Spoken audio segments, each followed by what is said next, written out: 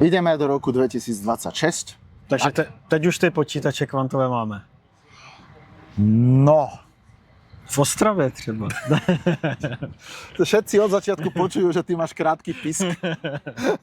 asi lokál patriot. Máme veľmi primitívne zariadenia, ktoré majú, povedzme, desiatky až stovky qubitov. Sú ľudia, ktorí by dokonca povedali, že také zariadenia nemajú morálne právo nazývať sa kvantovým počítačom.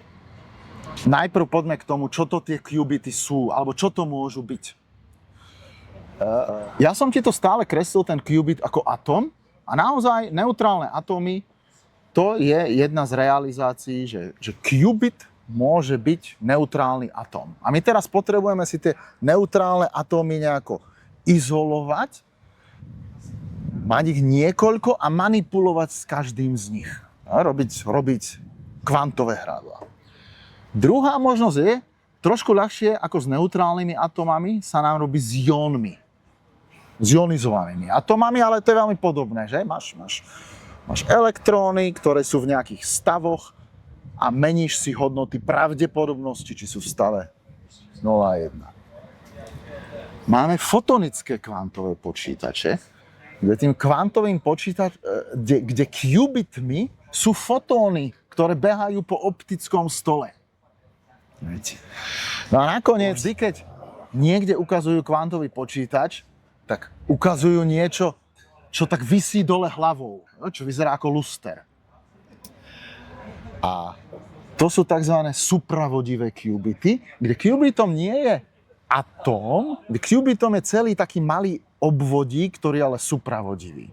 Budem ti o tom rozprávať hodiny a hodiny. Ja.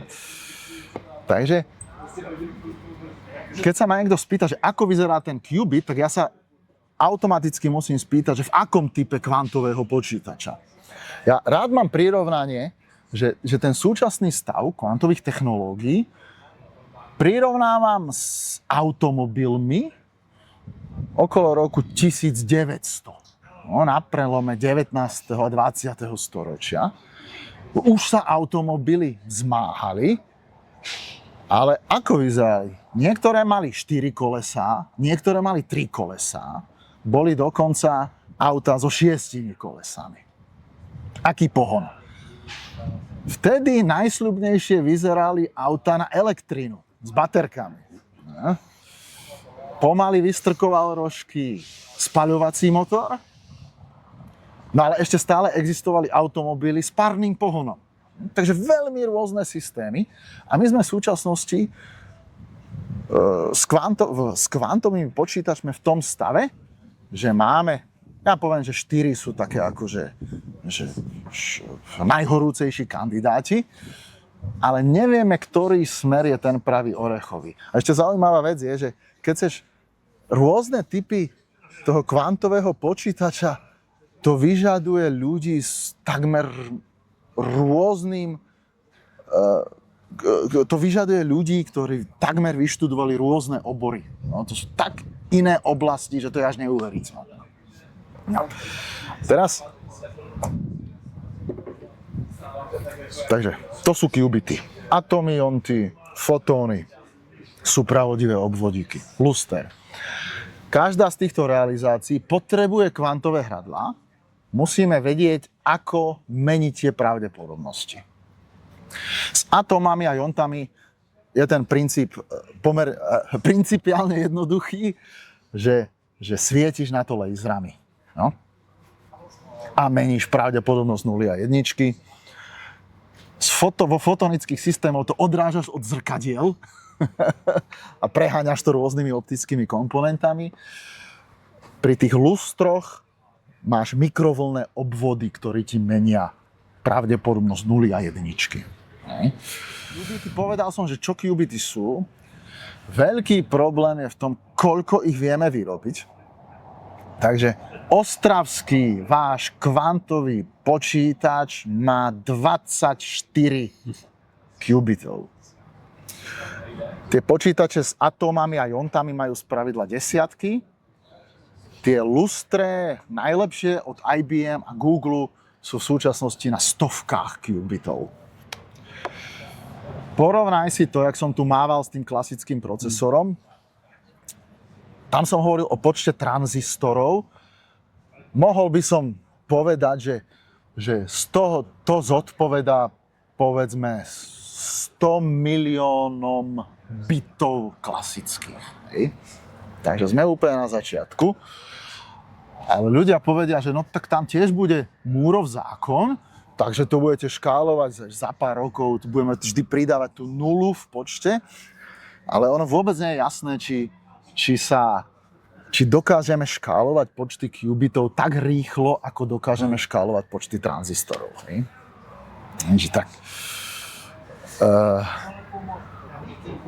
Veľmi veľký problém. A to je problém, ktorému sa v súčasnosti venuje najviac pozornosti.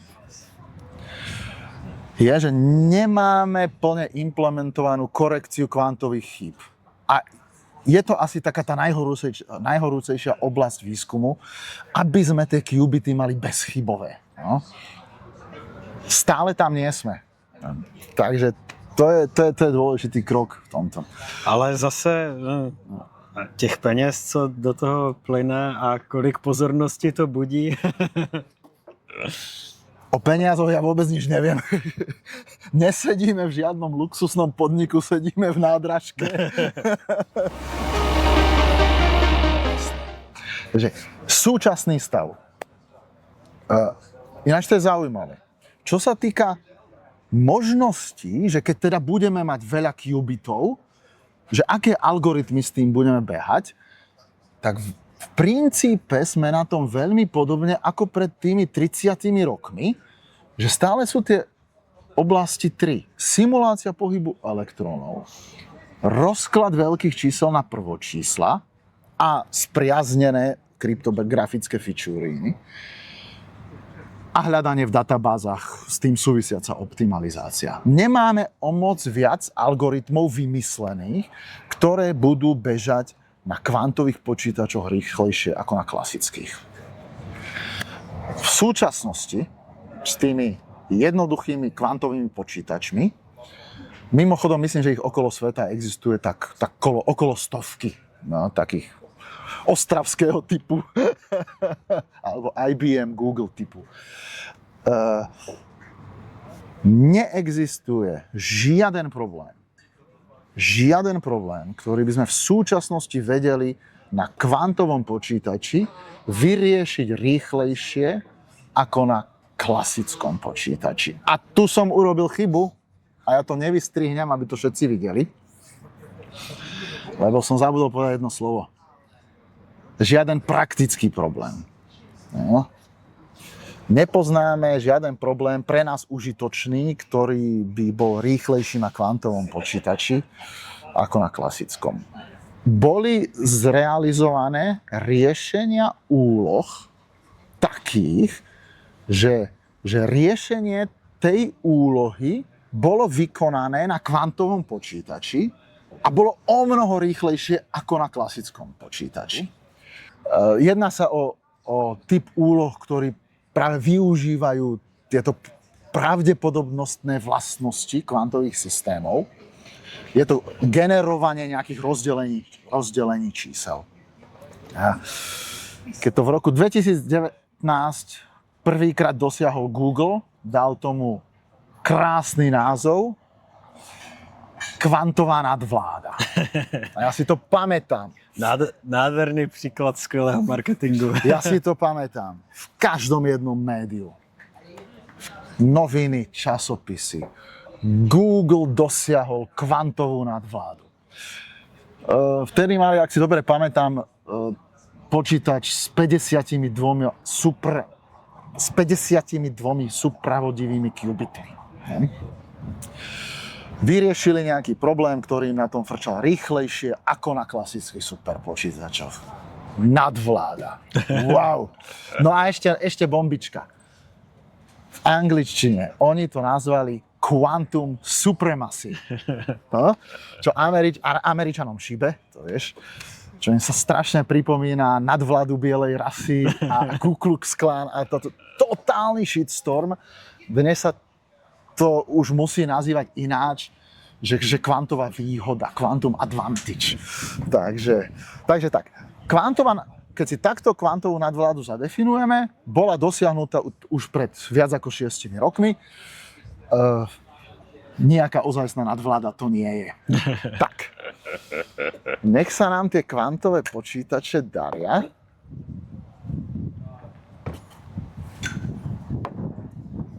Ešte jednu vec k tomu súčasnému stavu ilustrujem. Aké najväčšie číslo bolo úspešne rozložené Shorovým algoritmom na kvantovom počítači? Číslo 21. Tak ještě se nemusím bát o svoje. Rozlož mi číslo 21 na sušit prvočísel. Takže 21 je 3x7.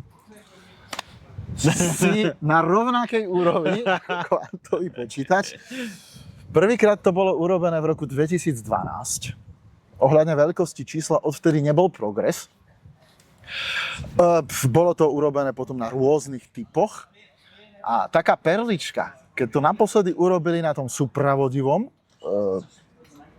kvantovom počítači, tak v tom istom článku publikovali, že na tom istom počítači sa pokúsili rozložiť číslo 35 a to už nešlo. Že výsledok bol príliš zašumený, dekoherencia bola rýchlejšia ako výpočet toho algoritmu. Takže mňa kvantové technológie a vlastne príprava istého typu molekulárnych qubitov vlastne živí.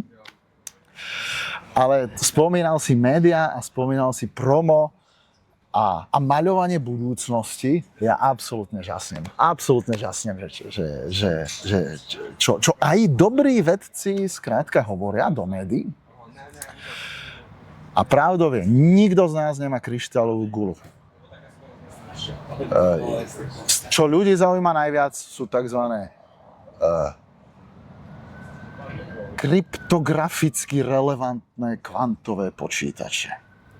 Že kedy budú kvantové počítače schopné zlomiť to šifrovanie, čo sa teraz používa, keď posielaš číslo kreditky.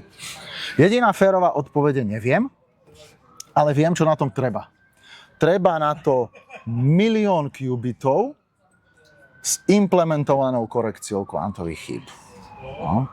Neviem, kedy sa tam dostaneme, ale stavím sa s tebou, počul som odhady, že v roku 2029. To nie je tak ďaleko. Za 3 roky v nádražke. A ak sa to podarí, dovtedy platím pivo celej krčme. Tak na bezpečnosť našich kreditních karet.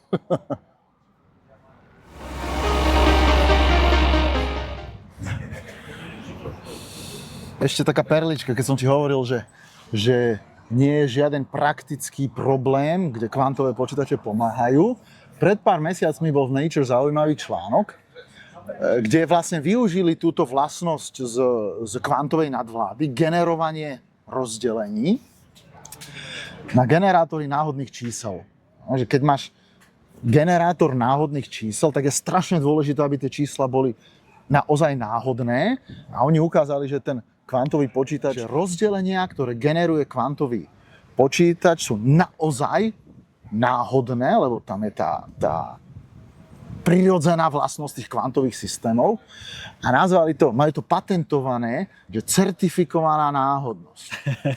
No a mňa napadlo, že my sme to mali už dávno, before it was cool.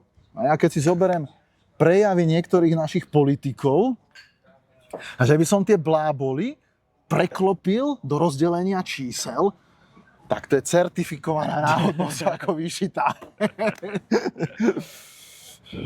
Jeden z dôvodov, prečo ja nehovorím česky, lebo aj keď žijem tu už dlho, ja som ešte väčší chaoťák ako Babiš, aby som ti hovoril, že potrebujeme vyrobiť tie qubity.